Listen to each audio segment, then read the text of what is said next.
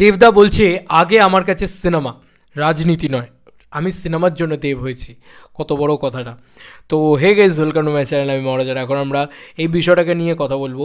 এটা প্রজাপতি পার্ট 1-এর সময়ের একটা ইন্টারভিউ, সেটা খুব সুন্দরভাবে এসছে এবং দেবদার এই স্টেটমেন্টটা আমার মনে হয় আজও খুব রেলিভেন্ট। কারণ আজও দেবদা মিঠুনদাকে নিয়েছেন, ভেবে নেননি যে উনি কোন রাজনীতি করেন বা উনি কোন দল করেন, সেটা ভেবে উনি নেননি। তো আমার মনে হলো যে প্রজাপতি 2 রিলিজের আগে এরকম একটা আলোচনা আবারও হলে মন্দ হয় না কিন্তু। তো অলরেডি দিলসে দেবিয়ান এই পোস্টটা ছেড়েছে, যে কারণে আমারও মনে হলো। তো লাইনটা আমি জাস্ট একটুখানি বলছি। আমার কাছে সিনেমা আগে, রাজনীতি পরে। আমি সিনেমা করে দেব হয়েছি, রাজনীতি করে নয়। দেবদা এই কথাটা বলেছেন। যাই হোক, আমরা একদম পরিষ্কারভাবে শুরু করে দেবো। যেখানে মিঠুন চক্রবর্তীকে লাগবে আমি আবার মিঠুন চক্রবর্তী নিয়ে ছবি করবো, ফিনিশ। আমার কাছে স্ক্রিপ্ট আছে, যেখানে মিঠুন চক্রবর্তীকে লাগবে আমি আবার মিঠুন চক্রবর্তী নিয়ে ছবি করবো, ফিনিশ। আমার কাছে সিনেমা আগে। আমি দেব হয়েছি সিনেমার জন্য, পলিটিক্সের জন্য দেব হয়নি। তো আমার কাছে cinema first to last cinema. এবং আমি কোনোদিনও সিনেমার মধ্যে রাজনীতি ঢোকাইনি, রাজনীতির মতো সিনেমা ঢোকাইনি।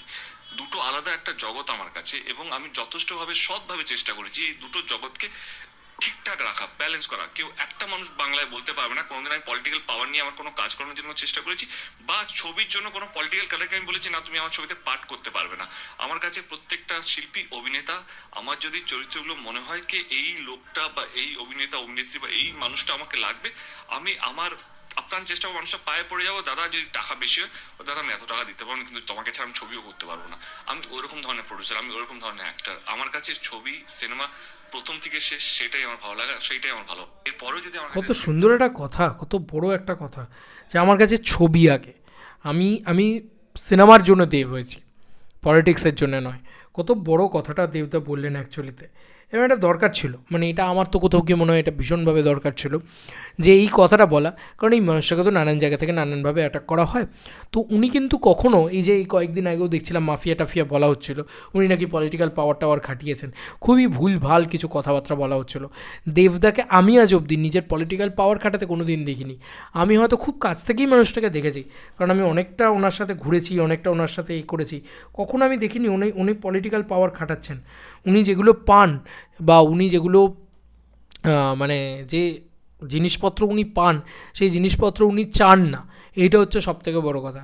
তো উনি সেগুলো ফিরিয়েও দেন, এরকমও আমি দেখেছি। এমন জিনিস আমি দেখেছি যে উনি হয়তো বকাবকি করেছেন যে কেন এরকম কাউকে ঠেলে ফেলে দেওয়া হলো, কেন এরকম ধাক্কা দিয়ে দেওয়া হলো। সেগুলো কিন্তু মানে তারা কিন্তু সরকারি আমলা আর কি, মানে তারা সরকারি আর কি, কী বলবো, পুলিশ সিকিউরিটি, সেটা দেবদাকে সরকার থেকে দেয়, সেটা যে এমপি হবে তাকেই দেবে, ঠিক আছে। তো এইটা হচ্ছে একটা ব্যাপার। এবং দেবদা যেহেতু হাই ভোল্টেজ এমপি, আমি তো বলি এই কথাটা, মানে এতটা পাওয়ারফুল আর কি, সেখানে তাকে আলাদা করে সিকিউরিটি দেওয়া হয়। কিন্তু মানে তিনি কিন্তু এমন নয় যে তিনি বিশাল করে চেয়েছেন বা তিনি সেগুলোকে খুব এনজয় করছেন, এমনটা নয়। তো আমি দেবদাকে এটাই দেখেছি চিরকাল।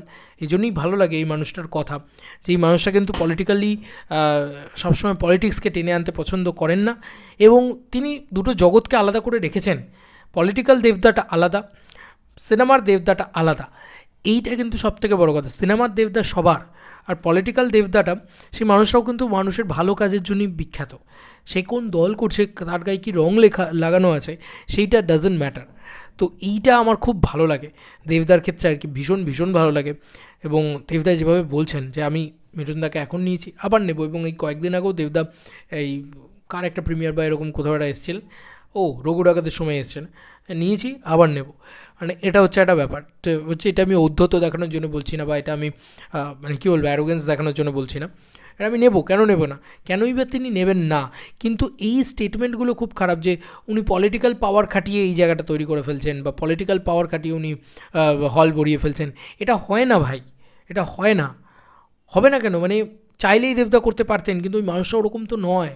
তাহলে তো উনি 20 বছর টিকে থাকতে পারতেন না। একবার ভেবে দেখো না, তুমি একবার ভেবে দেখো, অসৎ মানুষ অনেক এসছে গেছে।